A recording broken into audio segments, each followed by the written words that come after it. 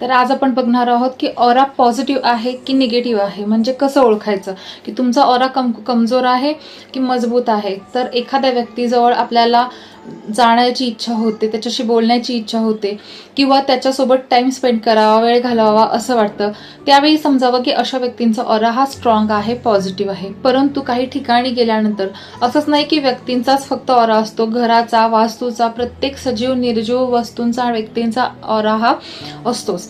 तर त्यामध्ये जर एखाद्या व्यक्तीचा ऑरा निगेटिव्ह असेल तर त्या व्यक्तीशी बोलण्याची आपल्याला इच्छा होत नाही किंवा तिथे जाण्याची, त्या जागेमध्ये जर ऑरा निगेटिव्ह असेल तर तिथे जास्त वेळ थांबण्याची इच्छा राहत नाही. अशा वेळी ओळखून जावं की तिथला ऑरा निगेटिव्ह आहे.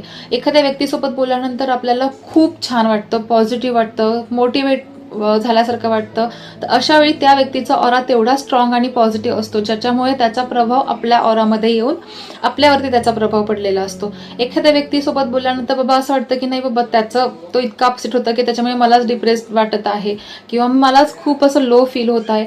तर त्यावेळी त्या व्यक्तीचा ऑरा आणि तुमचा ऑरा याची एनर्जी एक्सचेंज झालेली असू शकते आणि त्या व्यक्तीचा ऑरा निगेटिव्ह असल्यामुळे त्याचा इम्पॅक्ट तुमच्या ऑरामध्ये आलेला असू शकतो.